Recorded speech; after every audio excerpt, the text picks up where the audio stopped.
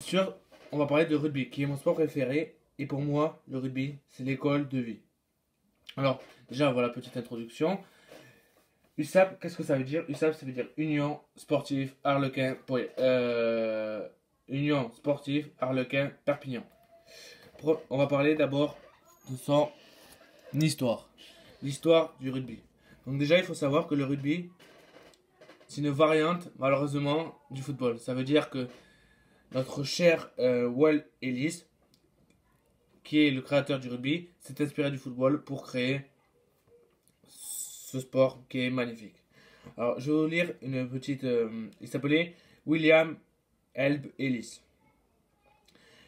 William Elb Ellis, il est né en 1807, d'accord. Il était pensionnaire d'un collège dans le nord, situé dans une petite ville au nord de Londres, d'accord.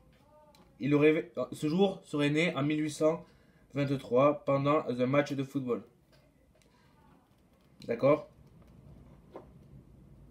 Mais cette histoire malheureusement n'a jamais été prouvée. Il faut savoir que le foot et le rugby ça a toujours été deux frères ennemis. D'accord. Et avant ça s'appelait pas le rugby, ça s'appelait la soule. Donc voilà pourquoi les joueurs se saoulent maintenant à la troisième mi-temps. Bon d'accord, j'arrête les blagues. Donc voilà, juste pour dire que l'inventeur du rugby a été William Webb Ellis, qu'on voit en photo. C'est que c'est un sport d'origine anglaise et que c'était un sport courtois, très courtois, où il fallait être courtois pour jouer. Et en 1882, c'est là où le rugby français commence à naître. Alors, juste pour information, les Perpignanais gagnent le bouquet de Brennus en 2009. Voilà. Alors, il faut savoir que le rugby, ça a toujours été l'esprit rugby, ça a été toujours le courage. C'était une école de respect. Et avant et arrière, c'est le même combat. Et c'est aussi le rythme de la troisième mi-temps. D'accord? Ok? Alors, il y a différents types de rugby. D'accord? Il y a différents types de rugby. Il y a le rugby à 7. Le rugby à 7 est né en 1883 dans un village écossais. D'accord? Dans un village écossais. Il rassemble 24 pays depuis 1993. Le terrain à 7 se joue sur un terrain normal, à plaqué, pendant 10 minutes, ou 7, avec les 3 avant et 3 arrière, et un demi de mêlée. Il est quasi absent dans le plaquage, sauf dans les plaquages. D'accord? Donc c'est un sport très rapide, et l'anglais Johnson Robinson était l'international qui était d'abord à 15 et qui a joué à 7 et qui est vraiment très très fort. D'accord? Après, on a le rugby beach, qu'on a juste ici. Le rugby beach, c'est le plus simple et le plus amusant de tous. On se joue pieds nus à 5 contre 5, c'est sur la plage et c'est à toucher. D'accord? Et tu as des poteaux d'une longueur de 30 cm de long sur 35 mètres de large. Et c'est jeu à pied interdit, c'est ni touche ni mêlée. Et le plaquage est remplacé par un toucher. Donc c'est un toucher sur la plage, tout simplement. Et c'est un jeu à faire entre amis. Surtout avec les filles. Non, je déconne. Je déconne. Et après, on a le rugby à 13, qui est... Je déteste pour moi le rugby à 13, désolé aux fans du rugby à 13. Mais le rugby à 13 se joue, on va dire, sans trop de contact, puisque c'est une sorte de toucher. C'est plaqué, mais on contexte pas le ballon au sol. C'est le frère ennemi du rugby à 15. Et comme moi je fais du rugby à 15, voilà. Il a été créé à la fin du 20e siècle, du 19e siècle, pardon. Et c'était la querelle entre les paysans, les partisans et adverses du professionnel en Angleterre. D'accord? Et c'est un sport de riche, toujours. Alors maintenant, on va parler un peu des postes. Donc avant de parler des postes, il faut parler des équipements. Un joueur, ça a toujours besoin de crampons, d'un casque pour se protéger la tête, des épaulières, ça peut avoir un short, une cuirasse, on appelle ça, des shorts en dur et tout ça, d'accord? Alors, juste pour vous dire, Bon, après on verra. Le ballon, il est ovale, d'accord? Bon, ça tout le monde le sait. Alors l'équipe. Donc là, au rugby, on a toujours les avants et les arrières, d'accord? Les avants sont constitués du pilier, du talonneur, du second pilier, de la deuxième ligne et de la troisième ligne. Et les arrières sont composés du demi de mêlée, du demi d'ouverture qui est pour moi le maître du jeu, le chef d'orchestre, l'arrière, les deux centres et les ailiers. D'accord? Alors, la première ligne, elle rassemble 3 joueurs, numérotés de 1 à 3. D'accord? Pilier gauche, talonneur, pilier droit. Il est super important en mêlée et il soulève les sauteurs en touche. D'accord? C'est ceux qui ont le plus de puissance. D'accord? Le second ligne, qui est mon poste, il porte le numéro 4 et 5. D'accord? Ils sont souvent grands et puissants pour sauter en touche. Bon, c'est pas trop mon cas, mais bon, voilà. Et ils sont derrière la première ligne. Et après, tu as les troisième ligne, c'est les plus rapides. La charnière, on appelle la charnière, c'est le demi de mêlée et le demi d'ouverture. La charnière, c'est le terme familier qu'on utilise pour désigner l'association de deux meneurs. Le demi de mêlée et le demi d'ouverture. D'accord? Ils savent très bien faire les passes et c'est des joueurs très techniques. Après, les centres, c'est des avants sans être avant. C'est des avants qui sont rapides. Ils ont aussi la technique. Les ailiers très rapides et c'est eux qui doivent conclure. Et l'arrière, c'est un peu le dernier rempart. D'accord? Alors, quelques règles. Quelques règles. Donc déjà, il faut savoir que le terrain, il fait entre 66 et 70 mètres de largeur sur 100 mètres de longueur. D'accord? Et l'embut doit faire de 10 à 22 mètres. Ok? Alors, les remplaçants, ils sont parus en 1960, donc c'est très tôt. D'accord? C'est très tard. D'accord? Et à l'époque, en 1990, jusqu'à 1990, il n'y avait pas de numéro, il n'y avait que des lettres. D'accord? Alors l'essai, il vaut 5 points. C'est un peu comme un but au foot. C'est celui qui cause le plus fort, le plus fort, et c'est lui qui est le plus dur à marquer, c'est quand on aplatit derrière les lignes d'essai. Et après cet essai, on doit le transformer. La transformation se fait par poser sur un tee. Le tee, c'est là où on pose le ballon, et c'est une sorte de coup de pied dans le ballon pour marquer 2 points en plus de l'essai. Après, on a un but de pénalité. C'est le buteur doit taper entre les deux poteaux, c'est une faute, c'est une pénalité.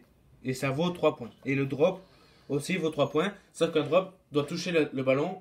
C'est comme une chandelle, le drop, sauf qu'avant, il doit toucher le sol et passer entre les poteaux. Et s'il passe entre les poteaux, c'est 3 points. Alors, il faut savoir que l'arbitrage est très important au rugby. Il faut de la loi et de l'esprit. Les arbitres sont très importants dans le rugby. D'accord? Et jamais il n'y aura contestation. D'habitude, dans le rugby, il n'y a jamais contestation et l'arbitre est très bien considéré.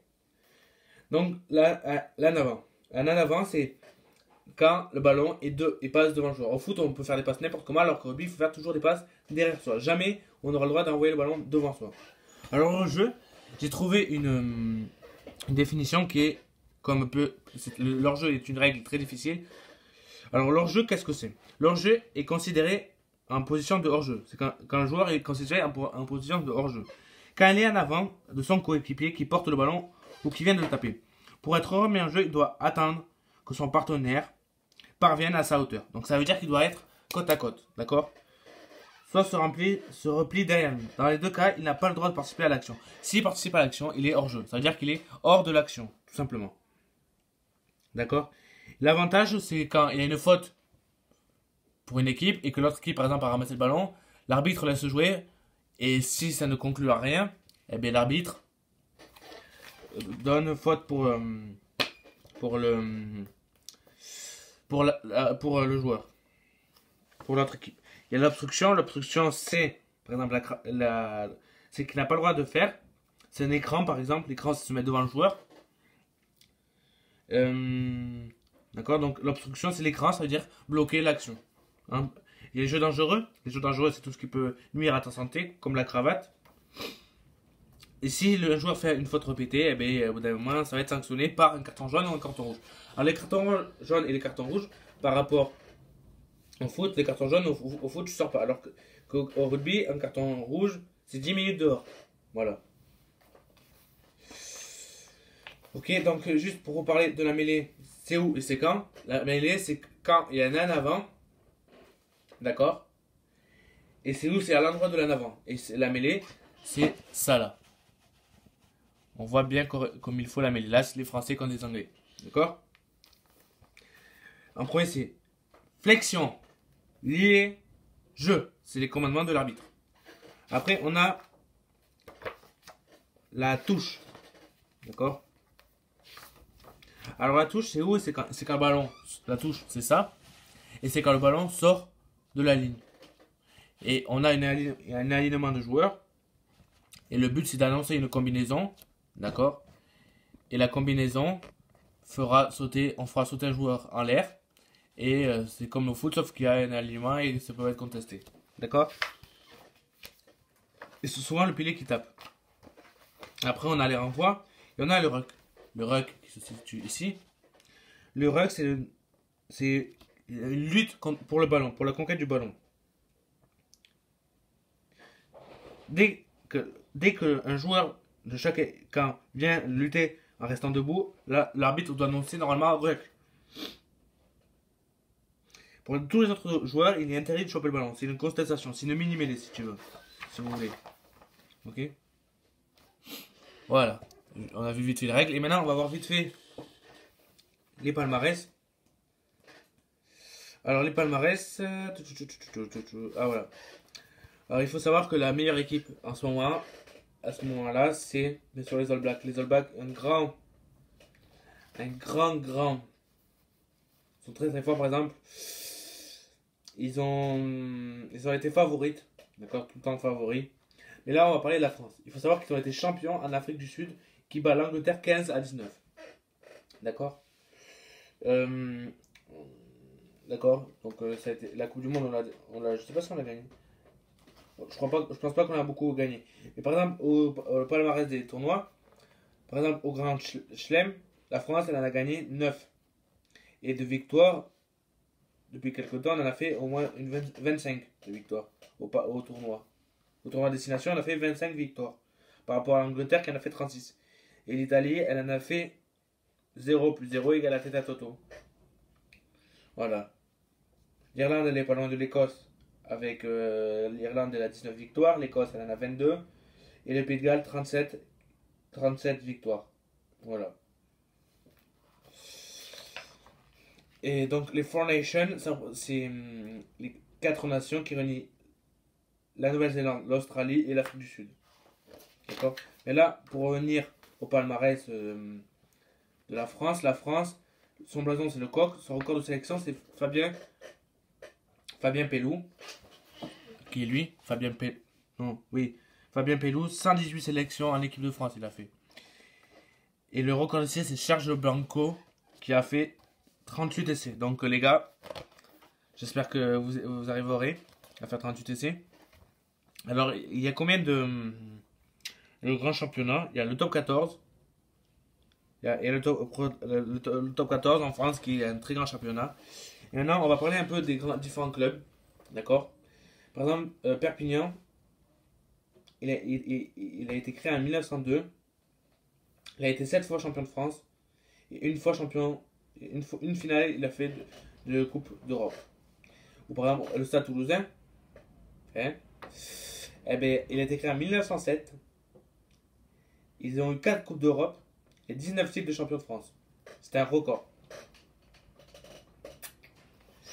Voilà, donc ça, fait partie des grands clubs. Donc Serge Blanco, comme je vous disais, il était arrière, d'accord. Et j'ai dit Fabien Pello, il était deuxième ligne. Il a pris sa retraite en 2009, donc ça fait 10 ans qu'il est en... Voilà. Il est né en 1973 et Fabien Pello en 1958.